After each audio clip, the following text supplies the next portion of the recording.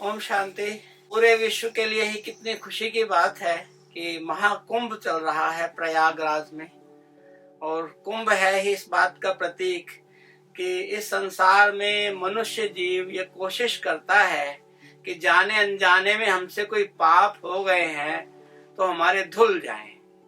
कुंभ के माध्यम से व्यक्ति प्रयास करता है कि हमें गति सदगति का मार्ग मिले, हमें मुक्ति जीवन मुक्ति का मार्ग मिले।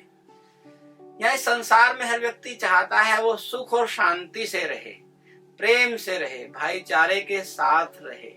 कुंभ कहें, तीर्थ स्थल कहें, भक्ति कहें, ठीक है, वो मनुष्य जीवन में करता है ईश्वर को पाने के लिए, अपने कर्मों को अच्छा करने के लिए। पर इस दिशा में महत्वपूर्ण है कि जब हम इस संसार में जीवन जी रहे हैं तो हम श्रेष्ठ कर्म करें, और श्रेष्ठ कर्म करने के लिए शक्ति चाहिए, और शक्ति का स्रोत है शिव। परमात्मा जिन्हें हम शिव बाबा कहते हैं, शिव कहते हैं, वे शक्ति के स्रोत हैं। उनसे ही हमारे जीवन में जब हम उनके साथ ध्यान करते हैं, मेडिटेशन करते हैं, तो तब ईश्वर के गुण हम आत्माओं में समाहित होते हैं।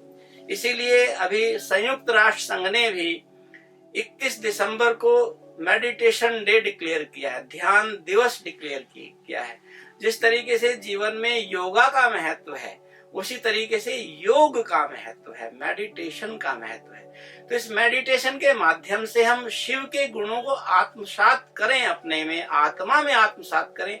उसके लिए Rajyoga education and research foundation Sadri के द्वारा घाणेराव में एक प्रयास किया जा रहा है, जहां लगभग 15 एकड़ भूमि में एक शिवालय बनाया जाएगा और शिव के गुणों से संबंधित 8 धाम बनाए जाएंगे। वे धाम होंगे शांति धाम, सुख धाम, पावन धाम, आनंद धाम, शक्ति धाम, प्रेम धाम, गति सदगति धाम, दिव्य गुण धाम। इन मूल तत्वों की, इन मौलिक गुणों की व्यक्ति को जीवन में आवश्यकता है। तो वहां उस परिसर के माध्यम से, उस परिसर को नाम दिया गया है कल्याण सरोवर। तो कल्याण सरोवर के माध्यम से मानव जीते जी अपने दैनिक कर्मों के माध्यम से ही अपना कल्याण करे, और उसके लिए जीवन में गुण आवश्यक है। उसके लिए प्रयास जारी है। वर्तमान समय लगभग उस 15 एकड़ भूमि के कैंपस में बाउंड्री का काम चल रहा है और शीघ्र ही वहां निर्माण कार्य प्रारंभ होगा।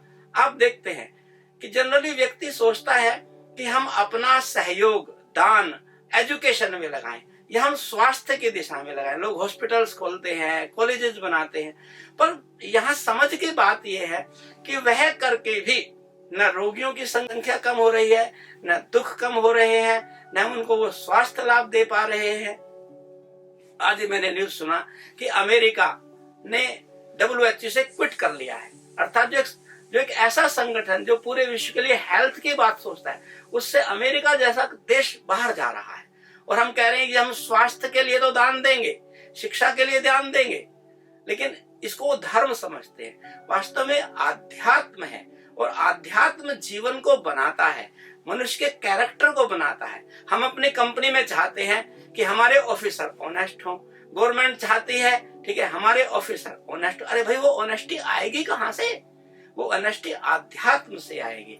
हम चाहते हैं कि हमारे मेडिकल के खर्चे कम हो, घर परिवार वाले भी चाहते हैं, सरकार भी चाहती है। तो हम लोगों को के जीवन को आध्यात्म की दृष्टि से स्वास्थ्य की दिशा में लेकर के चले ना, क्योंकि कहते हैं अधिकतर बीमारियों का कारण मन है। 90% बीमारियों का कारण हमारा मन है। तो अगर हमारा मन स्वस्थ होगा तो बीमारियां स्वतः ही कम होंगी। इसलिए मेरा निवेदन है सभी से, चाहे वो परिवार में रहते हैं, चाहे वो समाज के किसी भी स्तर पर अपनी सेवाएं देते हैं, चाहे कॉर्पोरेट जगत है, ऐसे महान कार्यों में जिनसे समाज में आध्यात्मिकता को बढ़ावा मिले, जिससे मेडिटेशन को बढ़ावा मिले, जिससे लोगों के कैरेक्टर का निर्माण हो, तो हम इस दिशा में भी अपना दान पुण्य करेंगे तो श्रेष्ठ कार्य बनेगा हमारा। इससे हमारे जो संचित पाप हैं वो नाश होंगे और पुण्य फलित होंगे। यही सच्चा कुंभ होगा। ओम शांति।